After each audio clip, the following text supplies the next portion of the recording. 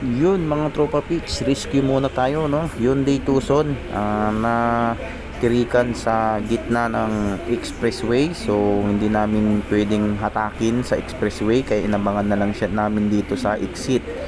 So dahil tumirik kasi umiilaw ang kanyang battery indicator. Kung ganyan, posibleng sira is alternator, kasi hindi na nagkakarga ang kanyang alternator papunta sa baterya, kaya na-drain, naubos ang kanyang battery. Kaya pagka ganyan, talagang wala tayong magagawa, kasi talagang ititirik kanya pagka baterya ang nasira o alternator.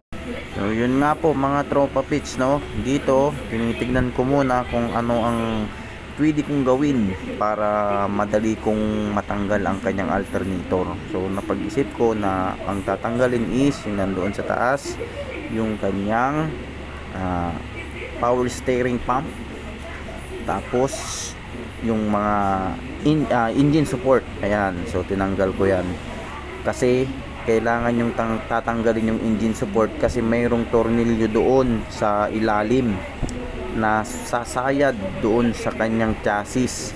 So kailangan tanggalin mo yung engine support at ibababa mo lang ng bahagya. So dapat mayroong kang jack para mag-suporta doon sa kanyang engine at hindi siya tuluyang malaglag. So dito ginakan ko siya, yan. Tapos sa kabila naman is ginakan ko rin ng kaunti para sa ganun hindi naman pwersado masyado at makagalaw tayong maayos doon sa silong. So natanggal ko na siya. Talagang napakahirap kasi napakasikip, first time lang na matanggal ito, kaya ako yung unang nagtanggal. So nagawan naman ng paraan na diskartehan naman natin.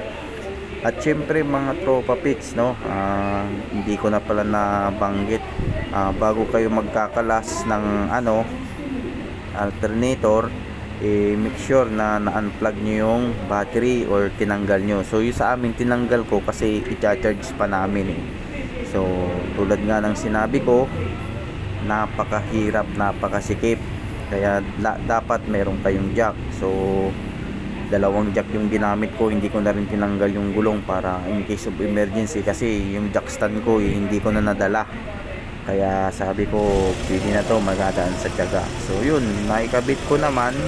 Bumili kami ng surplus na alternator, mayroon naman. So far so good, okay naman na at nawala na yung battery indicator niya mga tropa pits. So hanggang doon na lang, maraming salamat.